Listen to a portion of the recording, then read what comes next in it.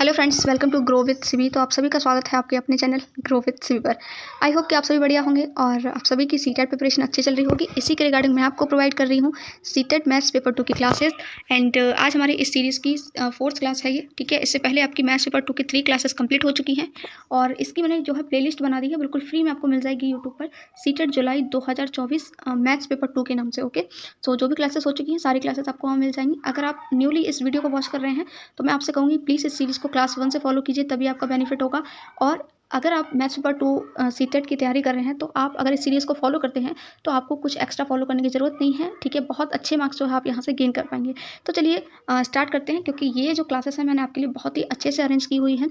मैंने पहले आपको टॉपिक समझाए हुए हैं, उसके बाद आज मैं लेकर के आई हूँ प्रीवियस ईयर क्वेश्चन, ठीक है। तो 2 वीडियोस में मैंने टॉपिक क्लियर करवाए हैं, कॉन्सेप्ट क्लियर करवाए हैं। वो जो कॉन्सेप्ट मैंने आपको पढ़ाए हुए हैं उन्हीं से प्रीवियस ईयर में जो भी क्वेश्चन पूछे गए हैं वो क्वेश्चंस आज मैं लेकर के आई हूँ।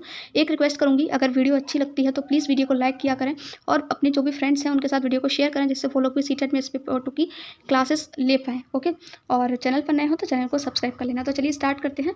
आई होप कि आप लोग ये जो एफर्ट्स मैं आप लोगों के लिए डाल रही हूँ उसके लिए एक वीडियो को लाइक जरूर करोगे। तो स्टार्ट करते हैं क्वेश्चन नंबर 1 से, ठीक है। Which is the smallest prime number, यानी कि आपसे पूछ रहा है सबसे छोटी अभाज्य संख्या कौन सी है, ठीक है। क्लास 2 में मैंने सब कुछ बताया हुआ है, प्राइम नंबर, कंपोजिट नंबर। तो सबसे छोटी अभाज्य संख्या कौन सी है, 1 है, 2 है, 3 है या 5 है। तो इसका जो करेक्ट आंसर है वो है आपका ऑप्शन नंबर ए, 2 जो है हमारी सबसे छोटी अभाज्य यानी कि स्मॉलेस्ट प्राइम नंबर होता है, ठीक है। प्राइम नंबर होते क्या हैं, तो अभाज्य संख्या वे संख्या जिनके केवल 2 ही फैक्टर होते हैं, एक तो वो स्वयं होती हैं, दूसरा 1 होता है, वो हमारी अभाज्य संख्या कहलाती हैं। और डिटेल में जानने के लिए आप क्लासेस को स्टार्टिंग से वॉच कीजिए, वहाँ मैंने बहुत अच्छे से एक्सप्लेन किया हुआ है। नेक्स्ट क्वेश्चन देखते हैं, which of the following is correct, ठीक है। तो मैंने शॉर्ट में इसको लिख दिया है विच इज करेक्ट। आपको 4 ऑप्शन दे रखे हैं, बताना है इनमें से कौन सा सही है, सही बताना है, ठीक है। तो पहला क्या कह रहा है, एक यानी कि एक है वो ना तो भाज्य संख्या है, यानी कि ना तो हमारी जो है क्या है, 1 is neither prime number nor composite number, एक ना तो भाज्य संख्या है और ना भाज्य। दूसरा ऑप्शन क्या कह रहा है, under root 2 is a rational number, यानी कि अंडर रूट 2 एक परमेय संख्या है। तीसरा क्या कह रहा है, 7/8 एक अनुचित भिन्न है, यानी कि एक इम्प्रॉपर फ्रैक्शन है। लास्ट ऑप्शन क्या है, नन ऑफ दिस, यानी इनमें से कोई भी सही नहीं है।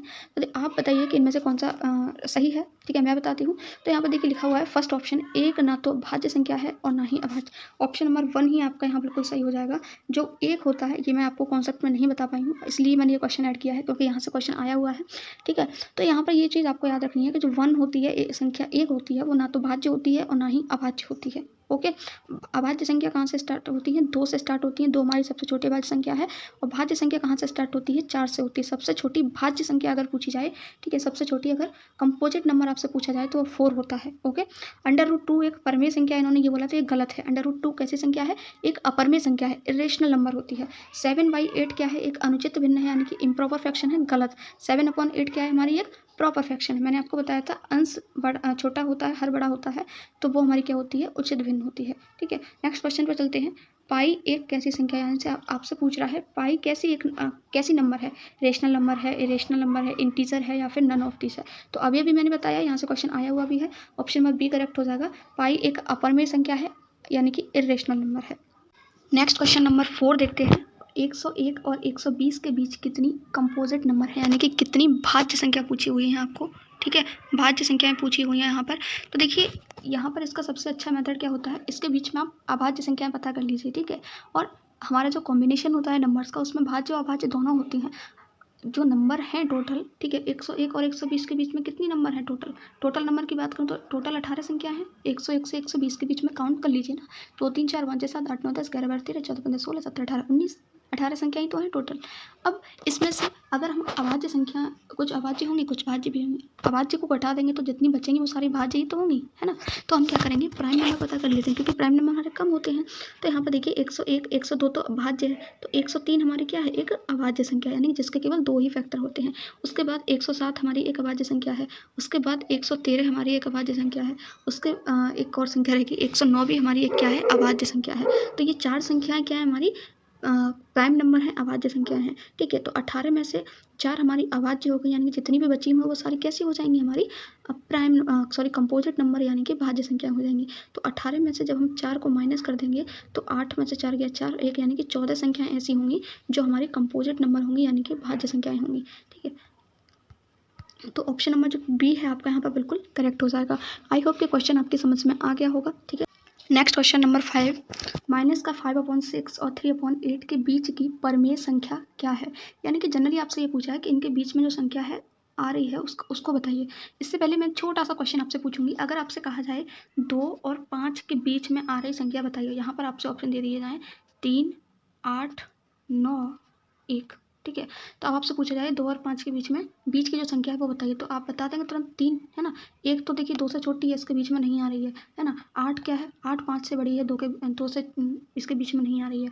9 क्या है, 9 5 से बड़ी है, ये भी इसके बीच में नहीं आ रही है ना। तो इस तरीके से आपको यही बताना है। सेम यहाँ पर ये जो है ये फ्रैक्शन के रूप में दे रखा है। तो इसके लिए आपको क्या करना है, ऐसा क्वेश्चन अगर आपको देखने को मिले इस टाइप का, तो सबसे पहले इसको भाग करके देख लेना है, डिवाइड करके देखना है। ठीक है, तो यहाँ पर देखिए जब हम माइनस का 5/6 है ना, जब 6 से 5 में हम डिवाइड करेंगे तो ये आपका कितना आ जाएगा, ये आपका आ जाएगा माइनस का 0.83। ओके, और ये है आपका 3/8। ठीक है, जब हम 8 से 3 में डिवाइड करेंगे तो कितना आएगा, ये आपका आ जाएगा 0.37। ठीक है, अब यहाँ पर देखिए जब मैंने आपसे पूछा था 2 और 5 के बीच की संख्या बताइए, तो ये संख्या 2 से बड़ी होनी चाहिए और 5 से छोटी होनी चाहिए, तभी तो हमारे इसके बीच में आएगी।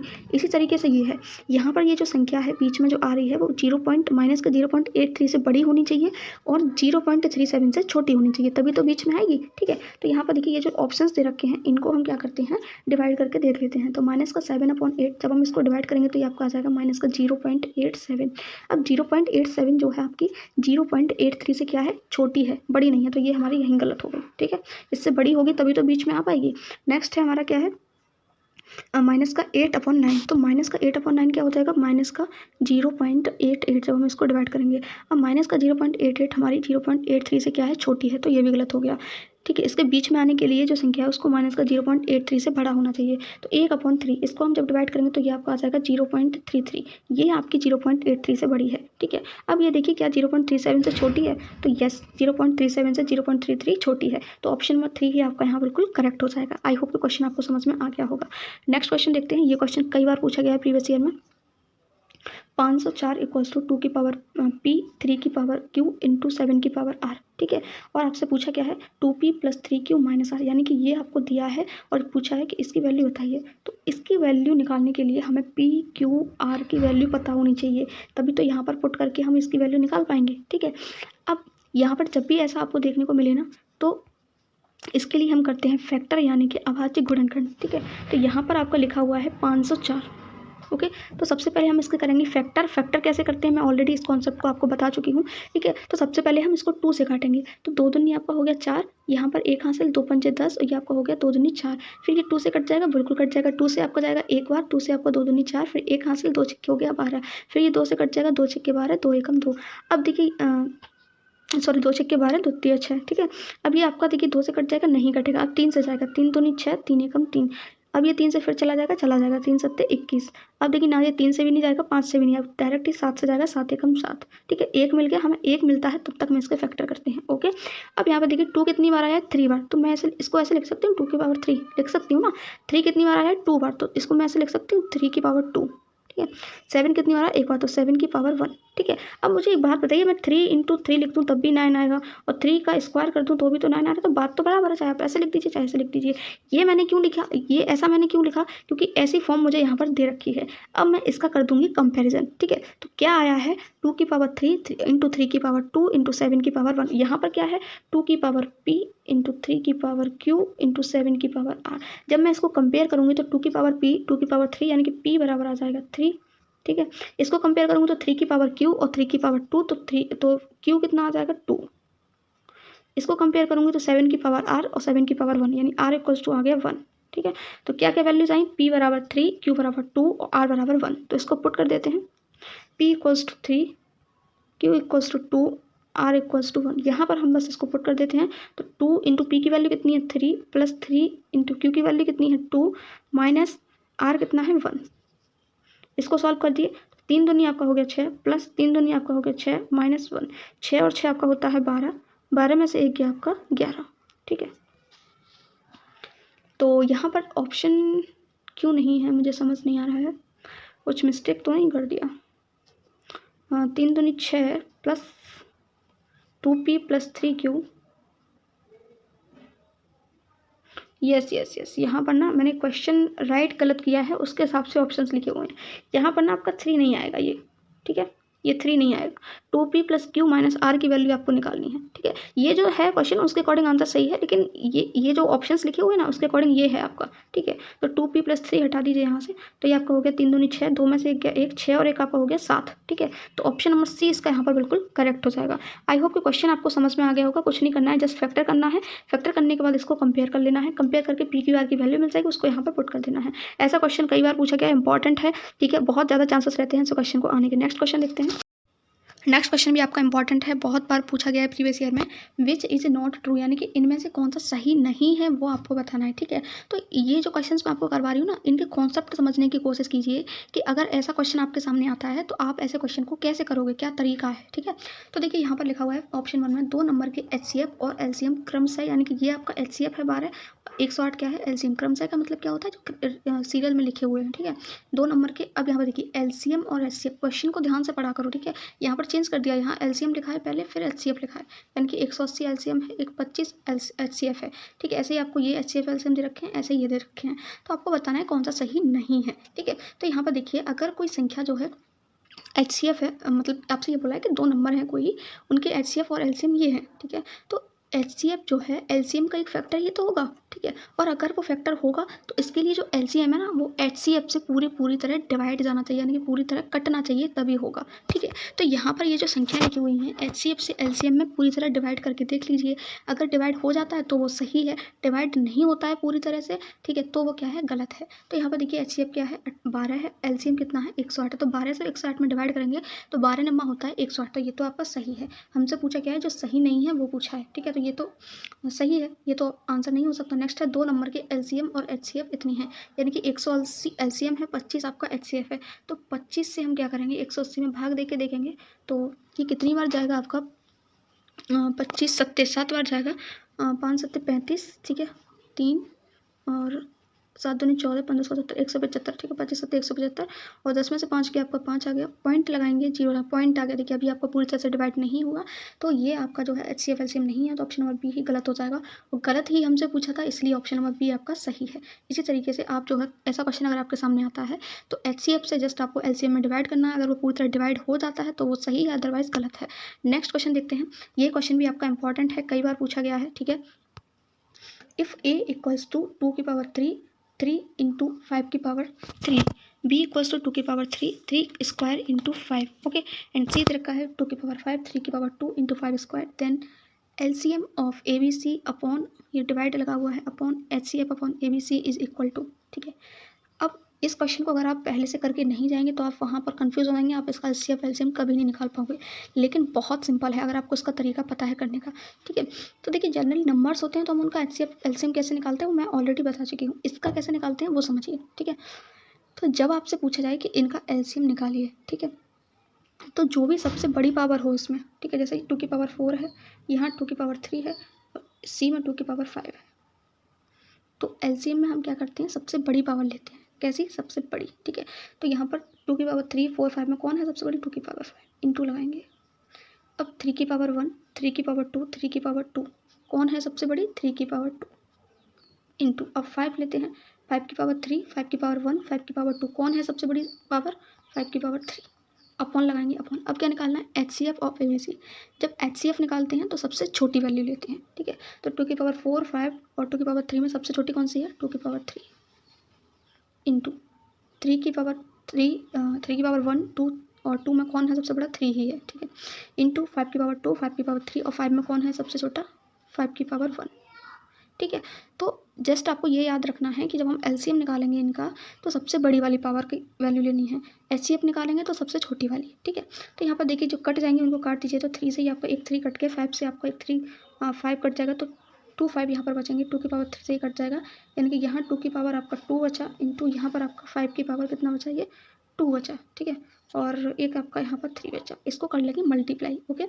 सो ये हमारा हो जाएगा 4 इंटू 5 5 25 25 इंटू 3, ठीक है, 25 3 आपका होता है 75 और 75 जो कि आपका हो जाएगा 300, ठीक है। तो 300 जो है इसका करेक्ट आंसर हो जाएगा, तो ऑप्शन नंबर 1A यहाँ पे आपका करेक्ट हो जाएगा। नेक्स्ट क्वेश्चन देखते हैं।